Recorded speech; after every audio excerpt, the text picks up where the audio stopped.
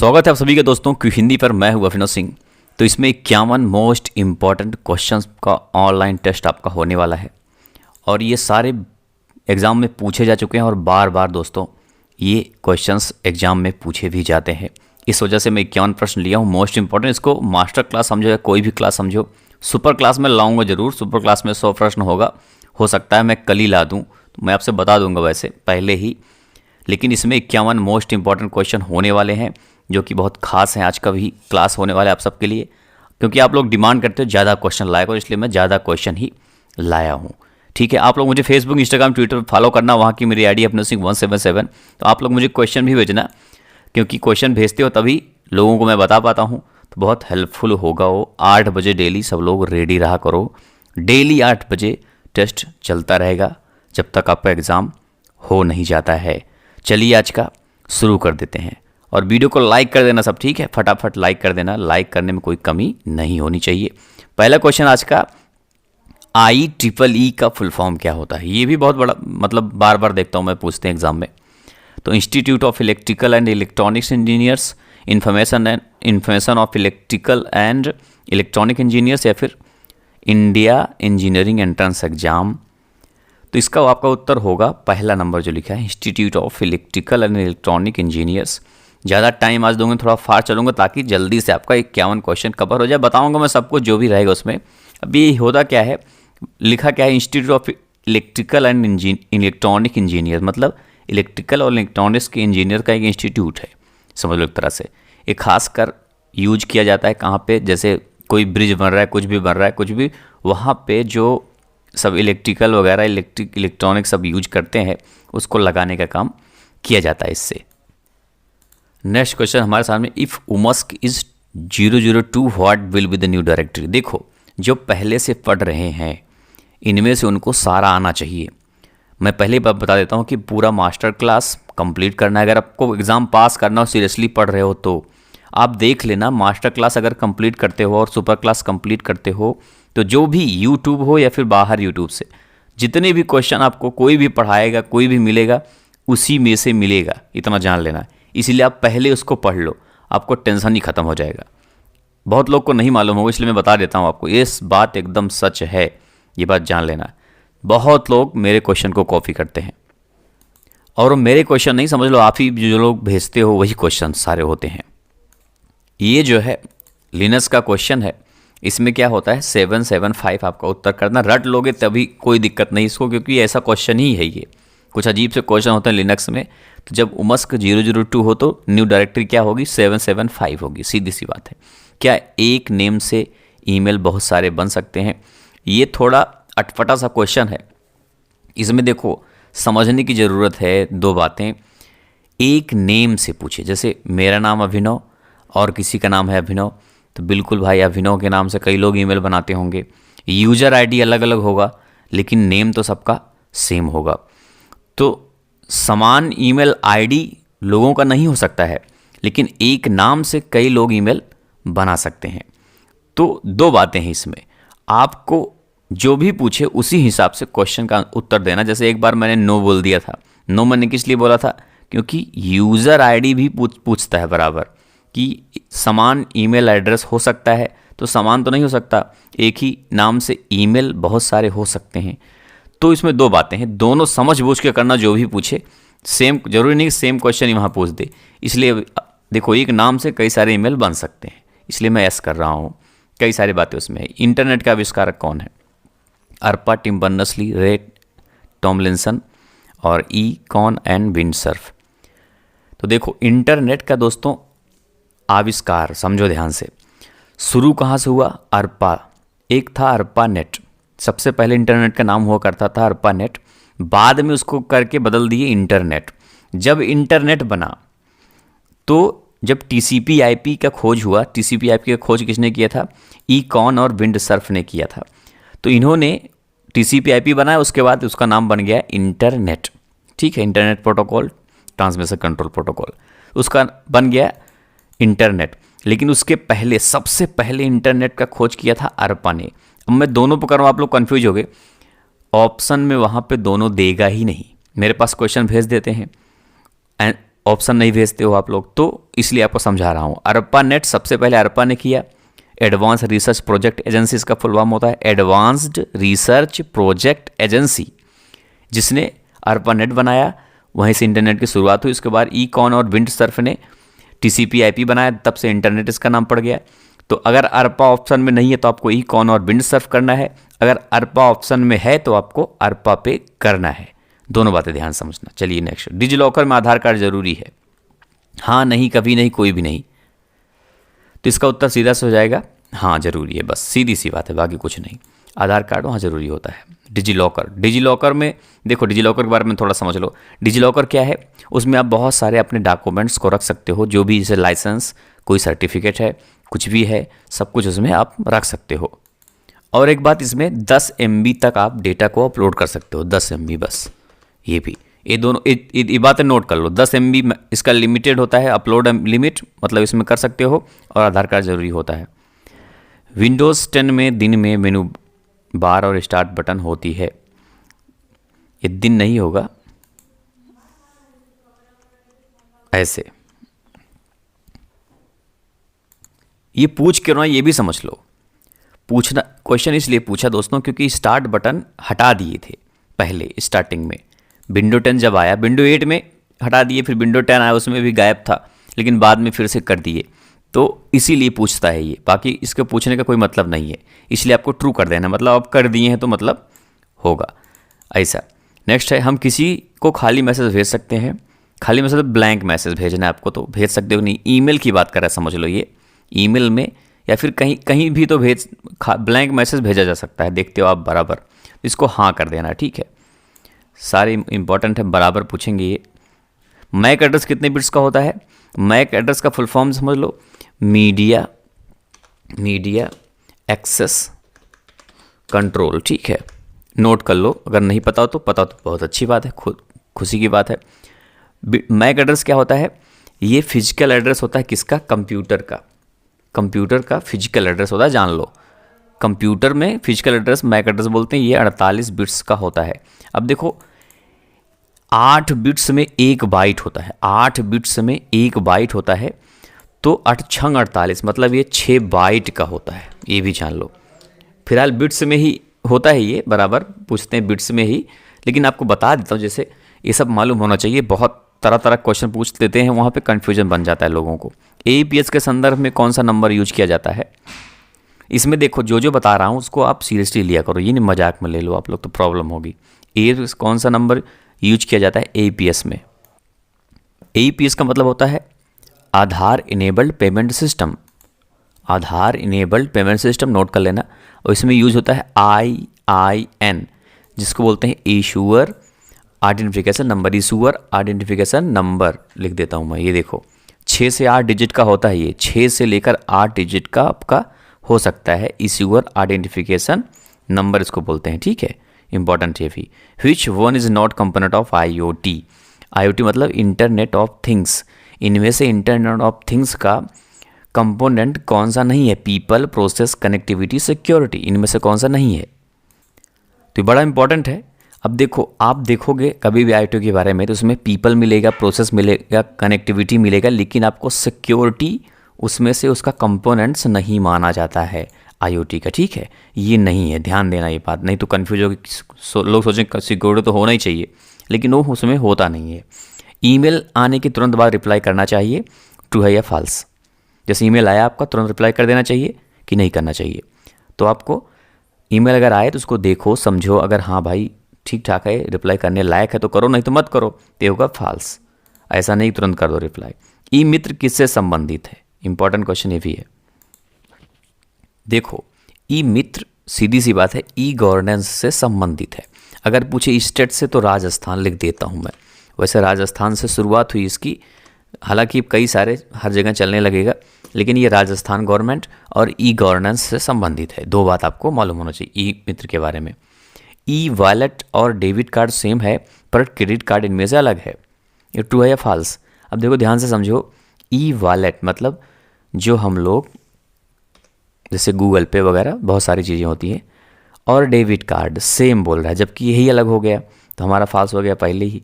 Debit card एक card है और ई वॉलेट एक इलेक्ट्रॉनिक एप्लीकेशन है ना। चलिए, इनमें से कौन सा सॉफ्टवेयर का प्रकार नहीं है? Entertainment application utility system. अब इसमें देखो तो बड़ा सिंपल सी बात है, एप्लीकेशन सॉफ्टवेयर होता है, सब जानते हैं, यूटिलिटी होता है, सिस्टम होता है, लेकिन इंटरटेनमेंट कोई सॉफ्टवेयर नहीं है। तो हमारा उत्तर होगा बिना सोचे समझे ज़्यादा।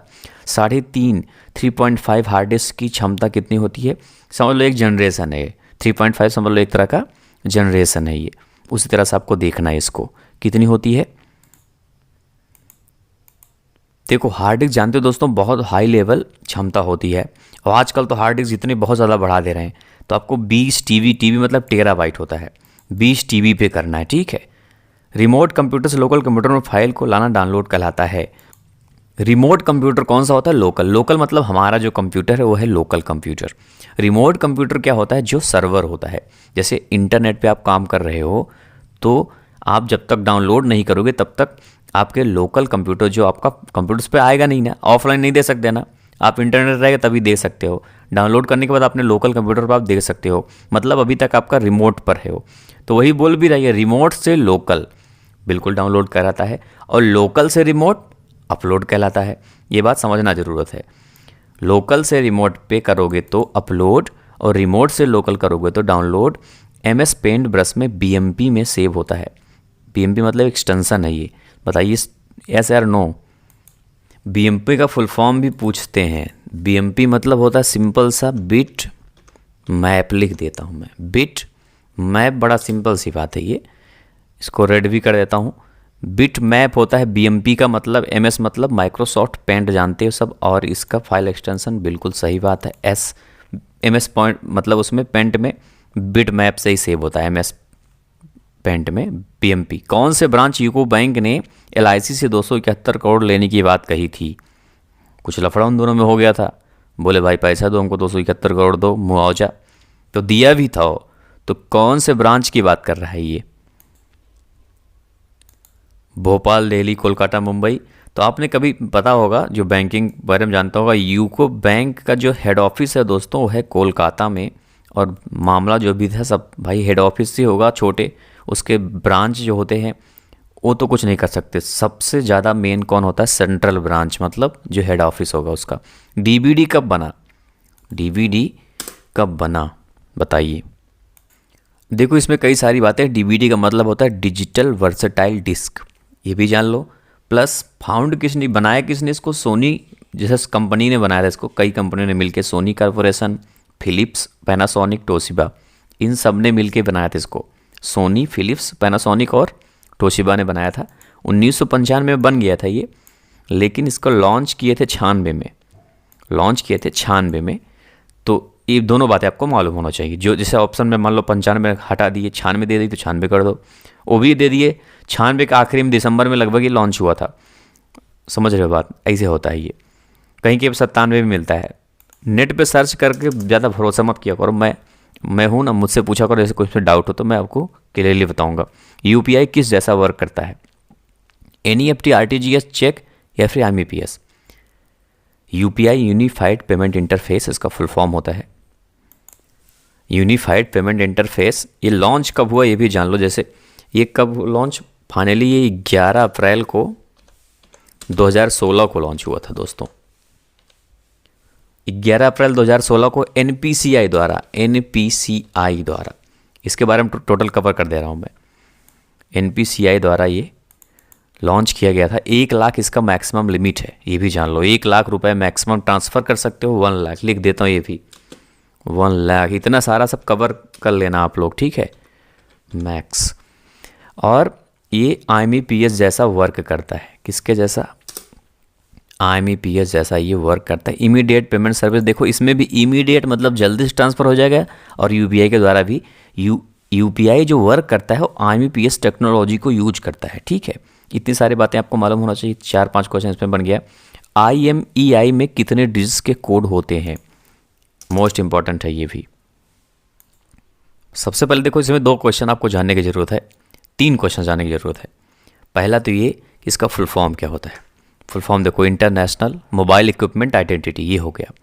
दूसरा आपको जानना जरूरत है ये है क्या चीज़, है ना। जब मोबाइल में एक हमेशा IMEI नंबर होता है सभी मोबाइल में, तो उसमें क्या होता है, उससे जैसे मोबाइल को ट्रैक करना हो, कहते हैं ना मोबाइल को ट्रैक कैसे करोगे भाई, तो IMI नंबर से करते हैं एक चीज़। दूसरी चीज़ GPS भी सिस्टम में यूज किया जाता है ट्रैक करने के लिए। 2 तरीका हो गया आपका, ठीक है। एक 2-3 क्वेश्चन आपका ये बन गया, प्लस इसका डिजिट कितना होता है, 15 डिजिट। ये सब जाना आपने, बहुत इंपॉर्टेंट बात है, सब जाना आपने। ईमेल करते समय सब्जेक्ट लिखना ज़रूरी है, कोई ईमेल करते आप सब्जेक्ट लिखना ज़रूरी है, तो आपको क्या करना है, इस पर नो कर देना, क्योंकि कोई ज़रूरी नहीं है, ठीक है। खाली बहुत सारे सब्जेक्ट आते हैं, इनमें से कौन सा कंप्यूटर का वर्गीकरण नहीं है। वर्गीकरण का क्या मतलब होता है ये भी समझ लो। वर्गीकरण का मतलब होता है क्लासिफिकेशन, मतलब समझ लो साइज के हिसाब से। इसमें यही लिखा है mini, main frame, note pad या फिर माइक्रो, इनमें से कौन सा नहीं है, यही पूछ रहा है। तो मिनी तो होता है, मेन फ्रेम होता है, नोट पैड जो होता है एक एडिटर है, यहाँ पे नोटबुक होता है तो सही होता है एक तरह से। कुल मिला के ये गलत हो गया, नोट पैड आपका रही, मिनी, मेन फ्रेम, माइक्रो, ये 3 होता है, ठीक है। तो माइक्रो सबसे छोटा, उसके बाद मिनी, मेन फ्रेम बड़ा वाला। नेक्स्ट है फाउंडर ऑफ FSF। FSF का फुल फॉर्म पहले लिख दिया हूँ मैं, free software foundation, free software foundation, ठीक है, फुल फॉर्म हो गया। अब बताओ इसके फाउंडर कौन है। एक चीज़ और आपको जानना ज़रूरी है, जैसे कब फाउंड किया गया। ये 4 अक्टूबर 1985 को ये फाउंड किया गया, ये भी आपने जान लिया, ठीक है। 4 अक्टूबर 1985 को ये फाउंड किया गया। इसको भी रेड कर देता हूँ मैं। ये क्या है, फ्री है, मतलब एक फ्री है समझ लो, नॉन प्रॉफिटेबल कंपनी है समझ लो। रिचर्ड स्टॉलमैन ने इसको बनाया था, रिचर्ड स्टॉलमैन ने इसके फाउंडर हैं। एक पूरा कर देता हूँ रेड, नहीं तो गलती होगा, देखो ठीक है, सब नोट डाउन।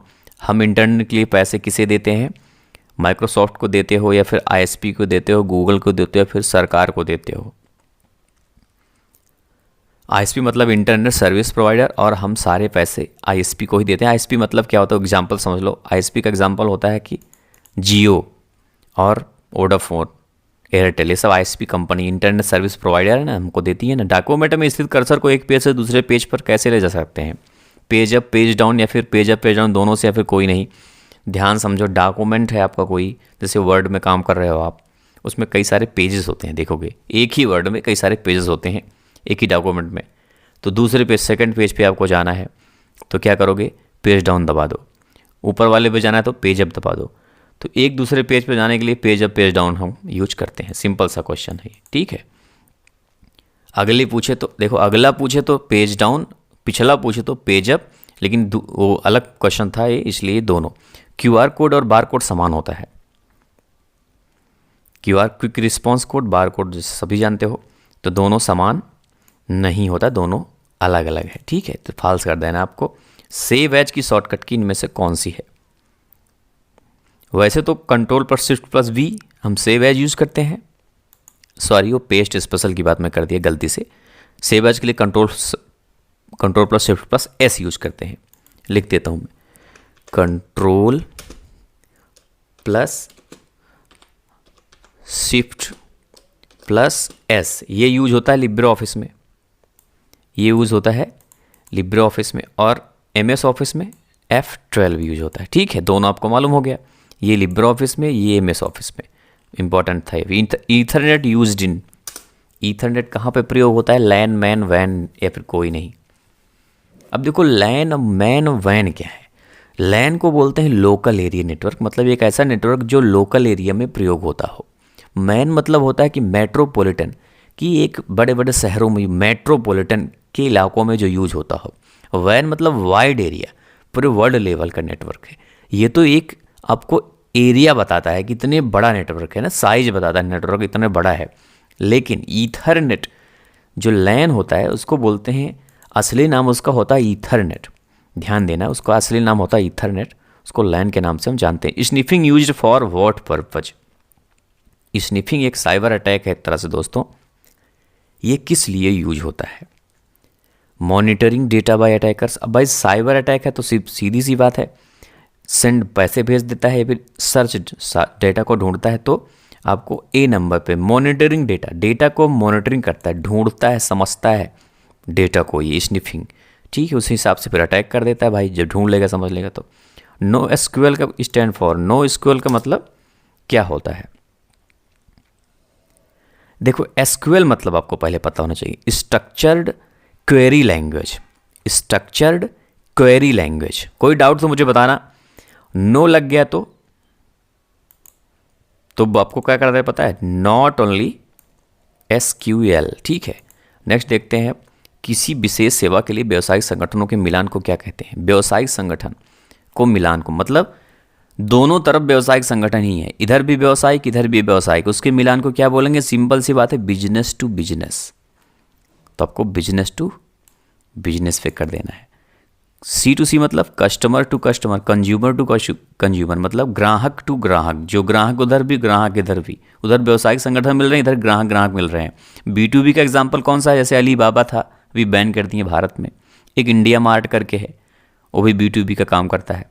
सी टू सी का काम कौन करता है, सी टू सी का जैसे OLX, क्विकर, ये सब सी टू सी, देखो कस्टमर बेचते हैं कस्टमर खरीदते हैं। बी टू सी का काम कौन करता है, फ्लिपकार्ट, अमेजन, देखो बेचता कोई और बिजनेसमैन, खरीदते हम लोग हैं।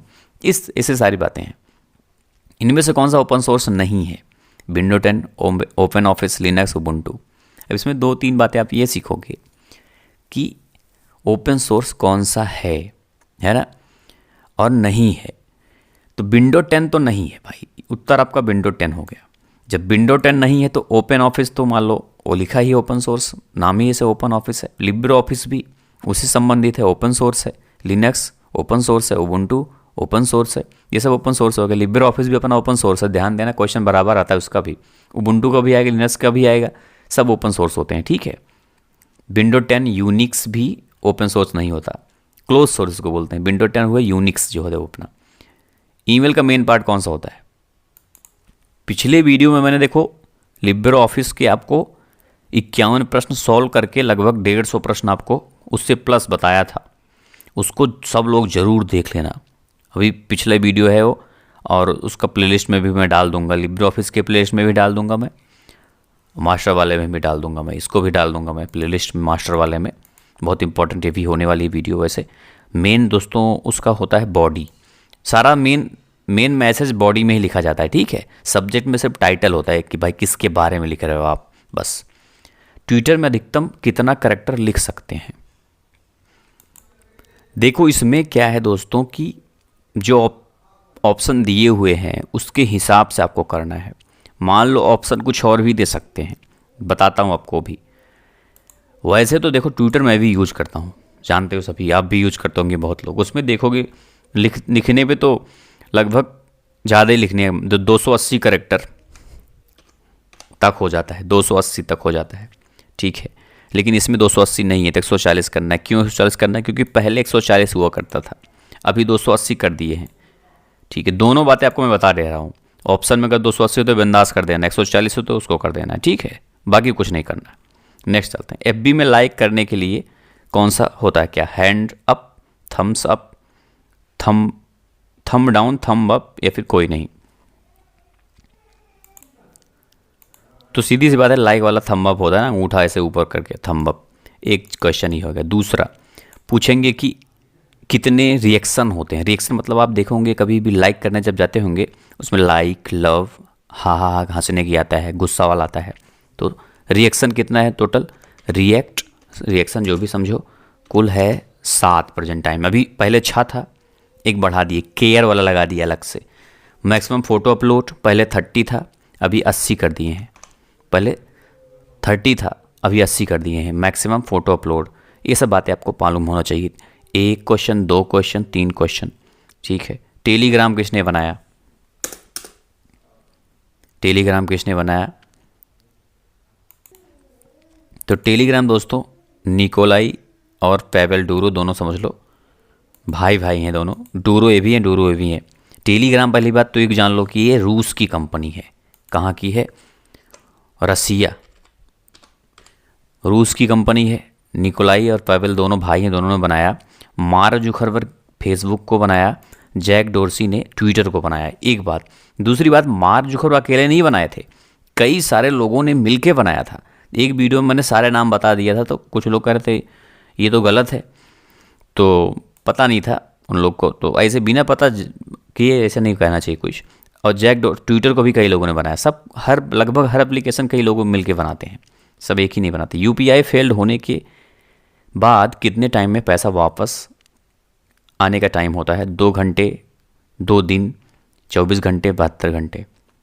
देखो वैसे तो ऑफिशियल पे देखोगे तो 1 घंटे में ही आ जाता है वापस, मैंने आपको बताया था। ऑफिशियल देखोगे तो 1 घंटे में ही आ जाता है, लेकिन सबका अलग अलग होता है। कई सारी चीज़ें हैं यूपीआई में, कई तरह के होते हैं। तो ऐसे क्वेश्चन दे दें तो आपको 2 वर्किंग डेज करना, क्योंकि ज़्यादातर देखा मैं 2 वर्किंग डेज, कहीं कहीं पे 3 वर्किंग डेज कहते हैं, कहीं कहीं पे 2 वर्किंग डेज कहते हैं। इसमें वो कन्फ्यूजन नहीं करना, लेकिन 2 वर्किंग डेज ज़्यादातर दिखाते हैं इसको। वैसे ऑफिशियल तो 1 घंटे ही दे दिए। तो नाइलेट वाले भी जो ट्रिपल सी के पेपर बनाते हैं वो भी थोड़ा मुझे लगता है कि पैदल हैं, उनको समझ नहीं आता, कुछ गलतियां करते हैं वो लोग, बहुत सारी करते हैं। कुछ क्या क्या बताऊँ, कर्सर क्या है ये बताना है आपको, पिक्सल है, थिंक, ब्लिंक, फ्लाई है, पॉइंटिंग है, या फिर कोई नहीं। तो कर्सर जानते हो ना, यही कर्सर है, ये जो घूम रहा है ना, ये कर्सर है, यही है, ऐसे। तो इसको पॉइंटिंग बोलते हैं। पॉइंटिंग है यही है, जैसे माउस को भी पॉइंटिंग डिवाइस बोलते हैं। Plotter are used as output devices. कहाँ पर प्रयोग होता है प्लॉटर का प्रयोग, किस तरह से? आउटपुट डिवाइस तो है ये प्लॉटर, कहाँ पे होता है? CAD, CAM and CAE, digital computer, main frame या फिर सब कंप्यूटर। पहली बात तो ये समझ लो, कैड का मतलब होता है computer aided design. Computer aided, T से डिज़ाइन, ये भी CA से कंप्यूटर एडेड, M से मैन्युफैक्चरिंग, CA से कंप्यूटर एडेड, E से इंजीनियरिंग। Design, manufacturing, engineering. हमारा उत्तर भी यही होगा। इसका मतलब है कि जो बड़े बड़े ब्लूप्रिंट बनाए जाते हैं, बड़े बड़े पोस्टर छपते हैं, वो प्लॉटर ही उसको बनाता है। ठीक है, नेक्स्ट है लिनक्स एक एप्लीकेशन है। एप्लीकेशन सॉफ्टवेयर बोलते, एप्लीकेशन बोलते, ट्रू है या फॉल्स? तो दोस्तों फॉल्स करना, क्योंकि एप्लीकेशन नहीं बल्कि लिनक्स एक, पहली बात तो ऑपरेटिंग सिस्टम है, और ऑपरेटिंग सिस्टम सिस्टम सॉफ्टवेयर होता है। सिस्टम सॉफ्टवेयर, एप्लीकेशन सॉफ्टवेयर होता है ना, तो ऐसा पता होना चाहिए। What are limitation of e governance? E governance का लिमिटेशन क्या है? स्लो स्पीड ऑफ इंटरनेट, मतलब इंटरनेट की स्पीड स्लो है। Low literacy in India specially in rural regions, ग्रामीण इलाकों में शिक्षा की कमी है, शिक्षित नहीं है लोग ज़्यादा। Lack of information about e governance, ज़्यादा सूचनाएं नहीं, इन्फॉर्मेशन नहीं लोगों के पास ई गवर्नेंस के बारे में, या फिर सभी। वैसे मैं भी गांव में ही रहता हूं दोस्तों, तो लेकिन सच तो यही है कि ये सभी उत्तर हो जाएंगे। किसी को बहुत कुछ नहीं पता है, ये बात तो अभी आप सभी जानते भी हो ये बात, तो सारे इसमें तीनों सही है ना। स्पीड तो मेरे यहाँ भी स्लो ही रहता है। HTML is subset of LIML। ये जो SGML लिखा हुआ है ये मैंने बाद में लिख दिया, इसको हटा देता हूँ। HTML is subset of LIML, ये ट्रू है या फॉल्स पूछा था, तो इसको आपको फॉल्स से करना है। HTML मतलब होता है hyper text markup language. False क्यों? क्योंकि ये जो सबसेट है ये किसका है? SGML का है। जैसे HTML मतलब हाइपर टेक्स्ट मार्कअप लैंग्वेज, वैसे SGML का फुल फॉर्म भी पूछते हैं, तो standard generalized markup language, standard generalized markup language, इसलिए फॉल्स होगा। ईमेल और फैक्स एक होता है, ट्रू है या फॉल्स ये बताना है आपको। तो ये आपको फॉल्स ही करना है, क्योंकि दोनों बहुत डिफरेंस है दोस्तों, ये बात तो आप समझते ही हो। Real time scheduling, real time system आमतौर पर नॉन प्रीएम्प्टिव CPU शेड्यूलिंग का उपयोग करता है। नॉन प्रीएम्प्टिव मतलब क्या होता है? जो 1 by 1, जैसे नॉन प्रीएम्प्टिव में क्या होता है कि एक साथ कई सारे काम आप नहीं कर सकते, वहाँ पे नॉन प्रीएम्प्टिव मतलब 1 by 1, एक काम पूरा हो जाएगा तभी दूसरा होगा, उसको बोलते हैं नॉन प्रीएम्प्टिव CPU शेड्यूलिंग। ये CPU की बात हो रही है, होता है ऐसे भाषा में बोलते हैं उसको। और प्रीएम्प्टिव मतलब होता है कि एक साथ कई काम आप, कई प्रोग्राम को रन कर सकते हो, कई सारे काम आप कर सकते हो। जबकि क्या बोला, रियल टाइम सिस्टम, मतलब जो रियल टाइम सिस्टम होता है, रियल टाइम का मतलब है कि सही समय, ठीक है, मतलब अच्छा वाला, पॉजिटिव।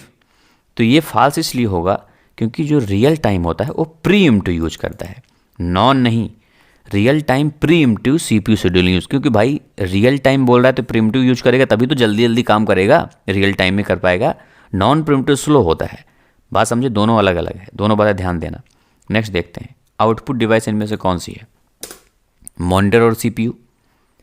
मॉनिटर तो आउटपुट डिवाइस है, लेकिन सीपीयू नहीं है, ये तो प्रोसेसिंग यूनिट है। कीबोर्ड तो इनपुट हो गया, ये भी ख़त्म।